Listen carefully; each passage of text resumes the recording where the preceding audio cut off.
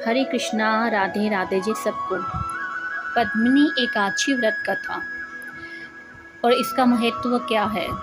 एक बार धर्मराज युधिष्ठिर कहने लगे कि हे जनार्दन, आपने सभी एकादशियों का विस्तार पूर्वक वर्णन कर मुझे सुनाया है, अतः अब आप कृपा करके मुझे अधिक मास के शुक्ल पक्ष की एकादशी का क्या नाम है तथा उसकी विधि क्या है, इन सब के बारे में बताइए।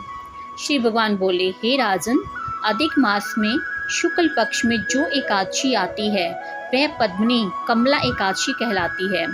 वैसे जो प्रत्येक वर्ष 24 एकादशी होती हैं, जब अधिक मास या मल मास आता है तब इनकी संख्या बढ़कर 26 हो जाती है। अधिक मास या मल मास को जोड़कर वर्ष में 26 एकादशियाँ होती हैं। अधिक मास में 2 एकादशियाँ होती हैं, जो पद्मिनी एकादशी शुक्ल पक्ष में और परमा एकादशी कृष्ण पक्ष के नाम से जानी जाती है। यह एकादशी करने के लिए दशमी के दिन व्रत का आरंभ करके कांसे के पात्र में जौ चावल आदि का भोजन करें तथा नमक न खाएं, भूमि पर सोएं और ब्रह्मचर्य व्रत का पालन करें। एकादशी के दिन ब्रह्म मुहूर्त में शौच आदि से निर्वृत्त होकर दंत धावन करें और जल के 12 कुल्ले करके शुद्ध हो जाएं। सूर्य उदय होने के पूर्व उत्तम तीर्थ में स्नान करने जाएं। इसमें गोबर, मिट्टी, तिल तथा कुशा व आंवले के चूर्ण से विधि पूर्वक स्नान करें। श्वेत वस्त्र धारण करके भगवान विष्णु के मंदिर में जाकर पूजा अर्चना करनी चाहिए। भगवान कृष्ण बोले, हे पुरुषोत्तम, मास में अनेक पुण्यों को देने वाली एकादशी का नाम पद्मिनी एकादशी है। इसका व्रत करने पर मनुष्य कीर्ति प्राप्त करके वैकुंठ को जाता है, जो मनुष्यों के लिए भी दुर्लभ है। हे राजन, ध्यान पूर्वक इस कथा का वृत्तांत सुनो। पद्मिनी एकादशी व्रत कथा। हे मुनिवर, पूर्व काल में त्रेता युग में हेय नामक राजा के वंश में कृतवीर्य नाम का राजा महिषमती पुरी में राज्य करता था। उस राजा की 1000 परम प्रिय स्त्रियां थीं, परंतु उनमें से किसी को भी कोई पुत्र नहीं था जो कि उनके राज्यभार को संभाल सके। देवता, पितृ, सिद्ध तथा अनेक चिकित्सकों आदि से राजा ने पुत्र प्राप्ति के लिए काफी प्रयत्न किए, लेकिन सब असफल रहे। तब राजा ने तपस्या करने का निश्चय किया।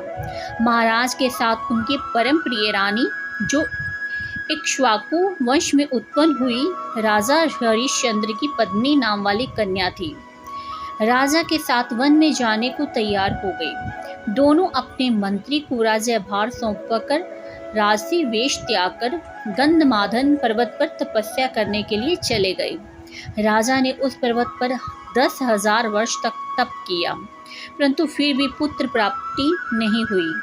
तब पतिव्रता रानी कमल नयनी पद्मिनी से अनुसुईया ने कहा, 12 मास में अधिक महत्वपूर्ण मल मास होता है, जो 32 मास पश्चात आता है।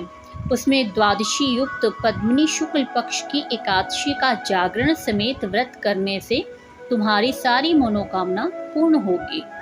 इस व्रत के करने से भगवान तुम पर प्रसन्न होकर तुम्हें शीघ्र ही पुत्र देंगे। रानी पद्मिनी ने पुत्र प्राप्ति की इच्छा से एकादशी का व्रत किया। वह एकादशी को निराहार रहकर रात्रि जागरण करती। इस व्रत से प्रसन्न होकर भगवान विष्णु ने उन्हें पुत्र प्राप्ति का वरदान दिया। इसी के प्रभाव से पद्मिनी के घर कार्तवीर्य उत्पन्न हुए, जो बलवान थे और उनके समान तीनों लोकों में कोई बलवान नहीं था। तीनों लोकों में भगवान के सिवा उनको जीतने का सामर्थ्य किसी में नहीं था। सो हे नारद, जिन पुरुषों ने मल मास शुक्ल पक्ष एकादशी का व्रत किया, जो संपूर्ण कथा को पढ़ते या सुनते हैं, वे भी यश के भागी होकर विष्णु लोक को जाते हैं। इसी के साथ यह कथा समाप्त होती है। हरि बोल, हरि बोल, हरि बोल।